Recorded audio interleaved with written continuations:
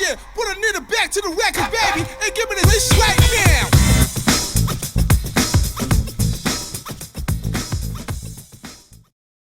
Well, for Michael Jordan, his legendary stature begins here at the University of North Carolina. Interestingly enough, when Michael came into college, he wasn't thought of as going to be the savior to North Carolina. North Carolina was already #1 team in the nation. So all of a sudden he comes into this talented team where he could develop and learn his skills and learn his craft. And I think that was the best thing for him. The game between North Carolina and Georgetown. This game is so important because you have 3 top 75 players playing in this game. Patrick Ewing was probably the premier player in college basketball, along with James Worthy. And now you're adding Michael Jordan to the mix. Michael became a focal point inside of the game that I don't know if Georgetown was aware of or was ready for. I think Michael Jordan hitting that game-winning shot propelled him into a great stratosphere of confidence. This is where he honed his skills to become the greatest basketball player that we've ever seen. The first time I ever saw Michael Jordan was in 1981 at the McDonald's All-American game in Wichita, Kansas. As soon as I saw him on the court, he was different. Every practice session was like Game 7. And he did that relentlessly every single session. Okay, he's dominating us. He's the best player in the gym by far. We see this. But can he do it against NBA players at that next level? 1984 Olympic team, we went on somewhat of an NBA tour against NBA All-Stars to prepare for the Olympics in LA. All the stars showed up. Larry Bird, Isaiah Thomas, Kevin McHale. The best player on the court was Michael Jordan, this junior from the University of North Carolina. And I think ultimately, it was the preview of the greatest player of all time coming on the scene.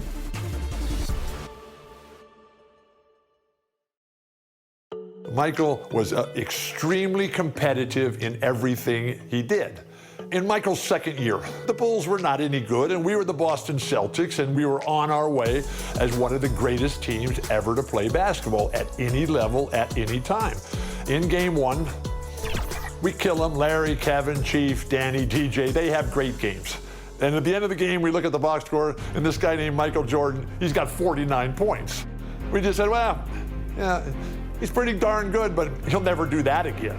Game 2 takes 41 shots, makes 22 of them, takes 21 free throws and makes 19 of them and goes for 63 points. The Celtics are able to win the game in double overtime, 135 to 131. But we knew how lucky we had been to win that game because Michael was just so spectacular. That was the game where Larry Bird, in his post-game media comments, said, "I've just seen God disguised as Michael Jordan." And the rest is history.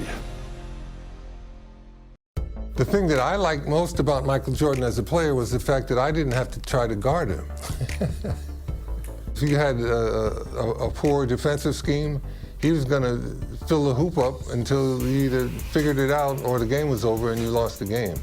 Some of his acrobatic drives to the hoop are just remarkable. You know, he can get past the defense and use a little bit of English off of the glass.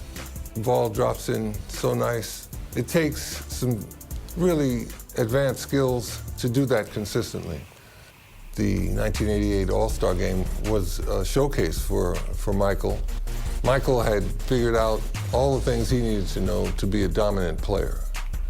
Everything. One-on-one, couldn't guard him. What Michael Jordan showed the whole sports world was the fact that you put the right people with him, he's going to lead them to world championships, without question. He was a prime example of excellence and a leader that would lead you all the way to the top, all the way to the top. That was basketball at its finest. You know when Michael Jordan is coming to town, you always wanted to get a good night's sleep, a good night rest, something good to eat, because you know the next day Michael Jordan is in your building and he's coming to put on a show, and you have to compete against that. Game 5 was at our place, and you know, a typical game, Eastern Conference game, a physical game, it was like a back and forth thing, the shot. You know, everybody want to talk about the shot. Chicago kept fighting, MJ kept making plays. It's at the end of the game, and we going to the timeout, and everybody talking. I was like, Coach, I want to guard MJ. Like, I got to guard MJ. There's only one player that's getting this basketball, and that's MJ. He's like, we're gonna put Craig Elo on there. I'm like, and he jumped up, and Elo jumps up, Elo stops, and MJ does this to Elo. Elo comes down, and he shoots it, and it was slow motion. And it was like, he's the guy that you want the ball in his hand late in the ball game, because he's gonna win most of those ball games by himself.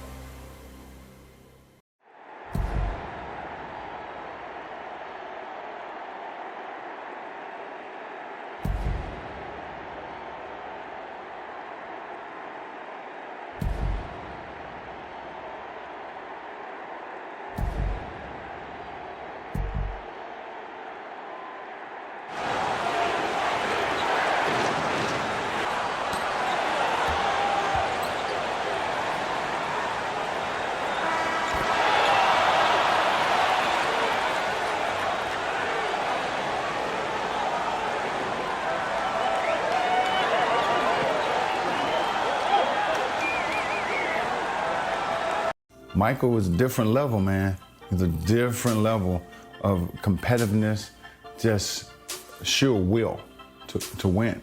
He changed the game. He changed the game. I mean, not just in one aspect, in many aspects, in every aspect of the game, he changed it. I played against some of the greatest players in the history of this game. Michael Jordan was one of those guys that lifted my ability to the next level. We enjoyed the competition with one another. We played very hard and fiercely against one another, but it was like you had two gentlemen going head to head. Michael Jordan and I wasn't just coming down the court getting dunks at the dunks. We found creative ways to score.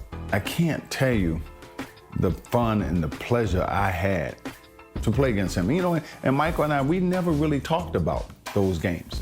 It was kind of a unspoken thing between us. You know, the respect level that we had was at a different level.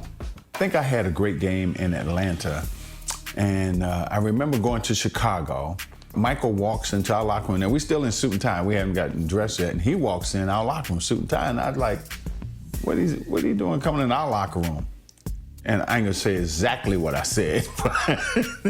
And so he walked by me, he walked by Kevin Willis, and he got to Randy Whitman, he tapped him on his butt, and he said, lace him up, it's gonna be a long night. He got 60 that night. He got 60. And it was a very close game. I think it went down to the last shot in that game, but I think he proved his point. You think about the most complete basketball player, Michael Jordan was it. That year we won 56, 57, 58 games, something like that. We were really good. If you were gonna beat us, you had to do something special. And I knew what we were up against in him. You knew it was gonna be a daunting task. You're gonna play your best basketball, and he's just not gonna have an off game. And you're trying to make sure you manage everyone else, and hopefully he has a few misses here or there. They were struggling, and so Michael, I vividly remember one play, he came off of a screen, and he was really supposed to kick the ball to the corner, but he turned the corner, and he went to the basket. And I was like, oh, okay. And he took it upon himself to score. Went to overtime, and he was just unstoppable. And he scored, you know, obviously 69 points. He had almost 20 rebounds. So it was remarkable to watch that and to be a part of that, because we had done everything right. And even defending him, we were getting into him, and he was taking tough shots. He was just making them. Michael Jordan took what they did to the next level because of his explosiveness, his swag, his demeanor, and ultimately his success. Michael Jordan's flair, charisma, control, understanding the game. Nobody can do that. He was so graceful with the basketball, and he would change gears on you and change direction really, really quick. It's just amazing, man. If you see it, in person, it's like, we're like, oh, we start a fast break, somebody's gonna get dunked on, and it's gonna be Michael dunking on somebody. In the 1990 Eastern Conference Finals, I think the Bulls was really getting to figure us out. Joe Dumars used to guard him first because that's the beginning of the game. Then once he got out the game, I had to go guard him. I don't think anybody else could have guarded him. John Sally, Rick Mahorn, Bill Laimbeer, no. Whenever he got the ball, I'm pretty much like nose to nose with him because I didn't want him to do anything to embarrass me. I named the Jordan rule. If he goes to the hole, put him on the ground. If you see some of those clips, you'll see that we just hit him every time he goes to the basket. And he's always on the ground, like in pain. But he always gets back up. He learned after a while, man, that he just took control from there. I think people really saw one of the best performances in the NBA when Michael played against us. And we didn't let anyone do that against us. But almost put 50 on us quick. Check his resume out. It's awesome. It's like, wow, this guy is amazing. Michael Jordan was royalty. He was Elvis Presley. He was the Beatles. It was Michael Jordan versus the NBA. He was that good, and he had a charisma that was unique to him, but also that killer instinct of wanting to win. When Michael Jordan came into town, the Great Western Forum became the place to be. You couldn't live your life if you didn't get a chance to see Michael Jordan perform in person. When the Lakers and the Bulls faced each other in that 1991 finals, it was that moment where you could really say sports and entertainment were coming together. When the Bulls won that series, right there you saw kind of the passing of the torch. What Michael did and what Michael accomplished and represented in the 90s inspired the next generation of talent. Michael Jordan is the greatest of all time. When Michael Jordan played in Chicago, the crowd just went crazy to another decibel level. And I'd get the chills every time. He played with such a fury. He was electric on the court. The game against Portland in the NBA Finals, the public relations people couldn't find Michael. The reason was he was on the court taking three-point shots, and he was not noted as a three-point shooter. We asked him about it. He said, well, you never know when a three-point shot might come in handy. Obviously, he had figured something out, that he was going to surprise them, but you have to hit the shots. This incredible onslaught of threes takes place in the first half, and he hit 6 of them. That was unheard of at that time for anyone. He looks over at our broadcast table and gives that shrug. And I think what I took out of that most, it showed his humility, that he could not believe that he hit 6 three-pointers. That was, I thought, one of the incredible moments in playoff history. I would have to go with Jordan as the GOAT.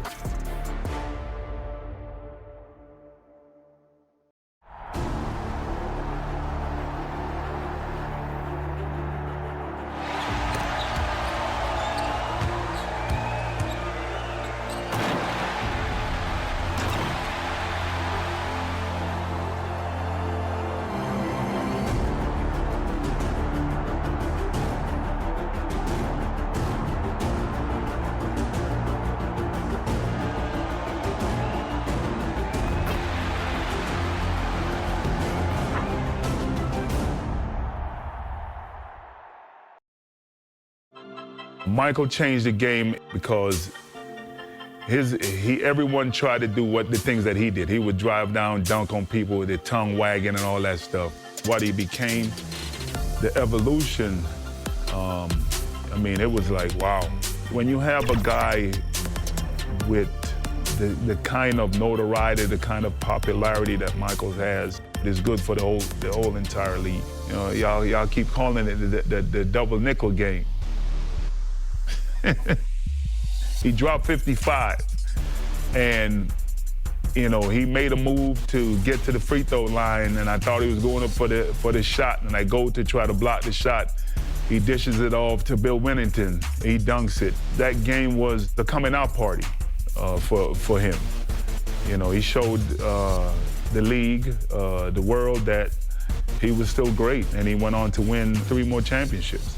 According to him, he retired for 2 years to give the rest of us an opportunity to try to win a title. And according to him, I didn't take advantage of it, so he had to come back to show the world that he's the man. When you win 6 championships and win MVPs and win scoring titles, you have to be considered one of the best. Michael Jordan had that and more. Going into the 1996 series against the Chicago Bulls, I was the Defensive Player of the Year. Michael was the MVP, and they had made a big deal about it.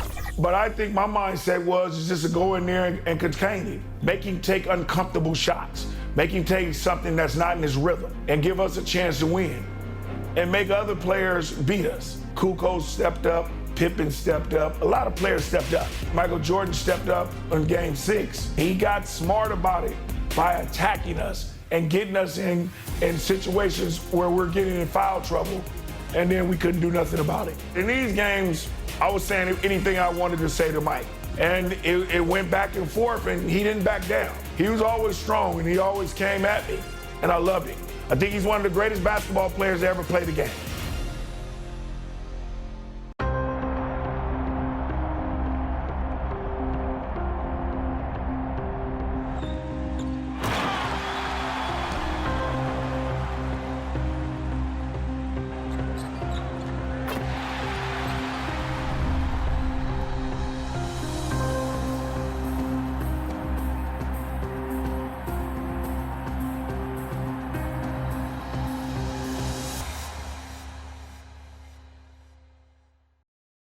You know, I feel fortunate to have been covering the Bulls at that time and being so close to watch this transformation of this young man just becoming the greatest basketball player that's ever played. Nothing could ever stop him from winning. It was all about winning. The flu game, they called it. It could have been the pizza game because he thought it was food poisoning, and he looks horrible. He could barely talk. You know, and I didn't want to keep asking him about how you feel, this and that and the other. I could just see it in his eyes. I think he realized the situation. You have an opportunity to win a championship, and it can go away. We're not going to wait till you get better and then play the next week. The thing that always brought the greatness out in him was a challenge. And he was just zoned in.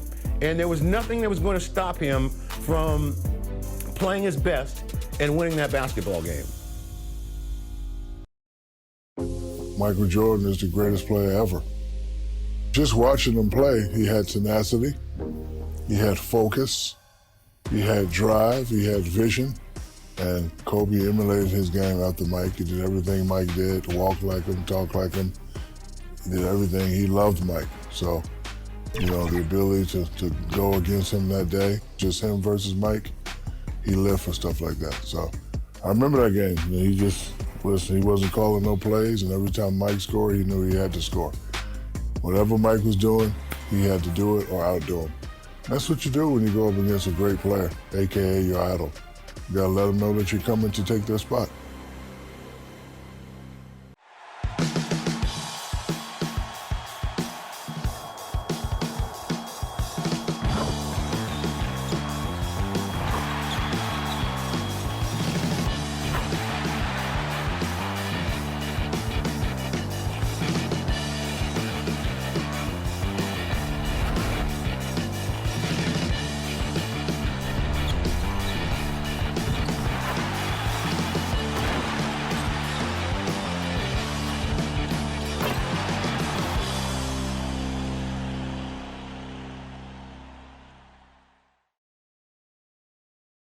Stars make every player on the team better. Michael Jordan, his ability to challenge himself, his natural ability physically of being able to play with such great energy, his intelligence, basketball intelligence, all of those things I think were remarkable. I enjoyed coaching Michael Jordan because he had a respect for coaches and he had a desire to play at a peak level, and he's willing to follow instructions without, wanting to over-dominate the game. Even as a young player, there were times in the fourth quarter where he would make up the difference in a ball game on his own. I had to bring Michael in my office and say, Michael, when's the last time someone who led the league in scoring won a championship? Thought about it a bit. He said, Rick Barry. I said, yeah, that's right, in the 70s. But it's very rare that person that wins scoring championship is also on a championship team. So one of the things we're going to do is we're going to move the ball around and we're going to take the spotlight off you all the time and involve the other players on your team. He said, oh, you're going to have that equal opportunity offense. Well, what's going to happen when the 24-second clock gets under 5 seconds? We'll coach the players how to get the ball to you in that particular time so you can activate the ball. Save that terrific scoring ability for the fourth quarter. He laughed and he accepted the responsibility. And the other thing that we did is we moved him from a guard to a forward position. We really wanted to win the series in Chicago, game 5, and we lost this game and we flew out to Utah to play the 6th game, and Michael said, we're going to end it tonight. You guys get ready for this ball game because we're not going 7. Going into the game, we kind of knew what we had to do to win the game. You had to play close, but come out and win the game in the last 5 minutes. The timeout that I did take with about 40-some seconds to go. That was the key, because knowing Jerry Sloan and having coached against him many times, I knew that if we could go down and score and make it a one-possession game, that he wouldn't call a timeout. We'll run the open. Dennis will, run a pick or set a pick or slip a pick, depending upon what Ostertag does. And Michael, you can double back on Malone if you have the ability. You saw the crowd rise behind that whole activity. You could see the anticipation that they had that this was a crucial moment. Michael changed the idea and pulled up for the jumper instead of taking it to the hoop and finished it. We called that season The Last Dance, and I thought, for an ending of a career, there could have been nothing sweeter than what Michael had just done.